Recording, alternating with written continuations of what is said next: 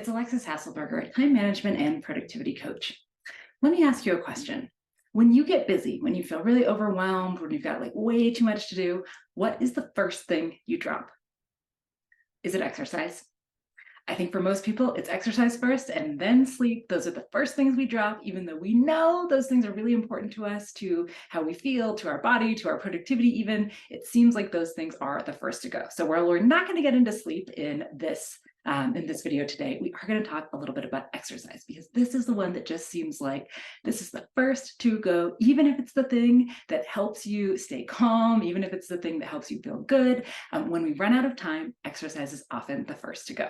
So I want to share with you 7 different ways that you can kind of sneak exercise into your daily life, even on your busiest of days. I'm going to share 7 different ways that we can do that. So the first one is to literally run your errands, right? So if you're right, you got errands to do, running your errands.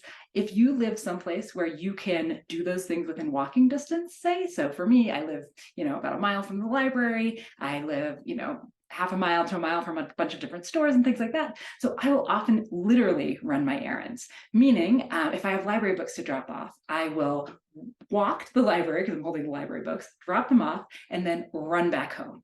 Or if I have to go to the grocery store, I will run to the grocery store and then I will walk back home with all of my things. So where can you get some movement in there with errands that you're already doing? Sometimes, and often, it takes less time to walk or run than it does to drive and park. Now, another one that you can use is to just pick up the pace. So whatever you're doing throughout the day, if you are moving around, walking, etc., can you walk faster, right? Can you kind of speed walk? Even if you look a little silly, can you walk a little bit faster? Can you pick up the pace where you're already going? This doesn't take any more time. It actually takes less time. Another thing that you can do is to take the stairs. So if you work somewhere that has an elevator, take the stairs instead. If you are going to a department store, take the stairs instead of the escalators. If you are just working at home and you have stairs in your house, one thing I like to do is anytime, my office where I work is downstairs and my kitchen is upstairs. And so anytime I'm like headed up to the kitchen, I will actually just do the stairs a couple of times. It takes maybe 15 seconds more, but I'm getting a little bit more exercise in every time I go up and down the stairs because I'm doing it just a couple of extra times. Now, another thing that you can do is use YouTube, right? YouTube is full of all sorts of no equipment, very short workouts. Like if you search on YouTube, 10-minute workout, no equipment, you will get no shortage of really great options for things you can do in just 10 minutes. And most of us can find just 10 minutes, like maybe 10 minutes of exercise instead of 10 minutes of Instagram or vice versa, right? Like we're not really vice versa, but that doesn't make any sense. But maybe Reddit or whatever all these things are doing, can you do a little bit of exercise instead of something that you're already doing? Can you replace it? Now, another thing that you can do, I love, is the New York Times 7-minute workout.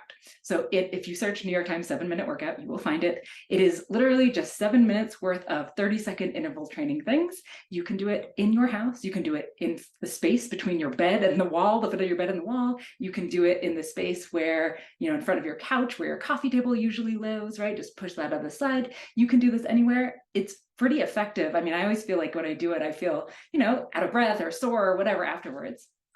So that's a great one. And I bet there are lots of other things like that out there.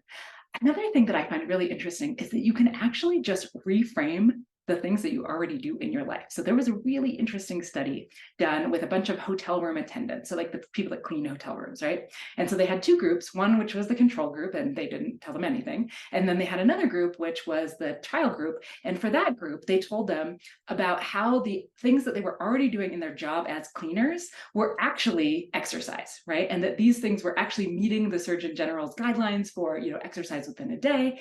And so they just shared with them that information, and they shared with them some examples of some of the things that they're doing and how that is actually exercise. What they found 4 weeks later is that even though there was no behavior change at all in the trial group, like they did nothing different, their health outcomes were actually very different. So they were showing that they had, increased, fitness essentially, even though they hadn't changed a thing. They were just thinking differently about the things that they were already doing. So I wonder if there's a way for you to think about your day and what kind of things are you doing in your day that might actually qualify as exercise? Like, do you chase your kids around the park?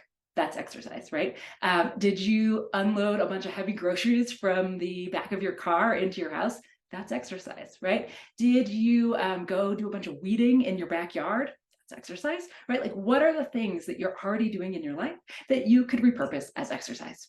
And now the last thing that I want to share is something that I think seems very simple, but it's something that's helped me tremendously. And this is to actually schedule the exercise, right? I found that on the days when I'm like, if I will exercise if I can, if I find the time to exercise, I will exercise.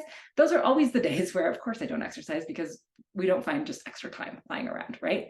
But when I put exercise on the calendar, like when I actually put exercise for the amount of time it is going to take and I put it on the calendar, then I can account for it. Then it is something that I have planned to do. I've built in the time. I'm not searching for the time because the time is already there. So if you are looking to get a little more movement into your day, I mean, any movement is better than no movement. This doesn't have to be an all or nothing sort of a thing. We don't need to feel like, if we can't get 90 minutes at the gym, then it's just a lost cause, right? 10 minutes of exercise, 5 minutes of exercise, going up the stairs one more time than you would have otherwise. These are all things that are better than getting no movement at all. So the next time you are really struggling to feel like you can get in any movement at all, but you know it's good for you and you know you feel good when you do it, try one of these 7 things and see if you can get just a little bit more movement into your day. Hey guys, this is video editor here. I just want to quickly say to subscribe to the YouTube channel so we can keep pumping out content like this. And yeah, so as you can see, only 21% of you guys are subscribed, so it'd be a big help if you did.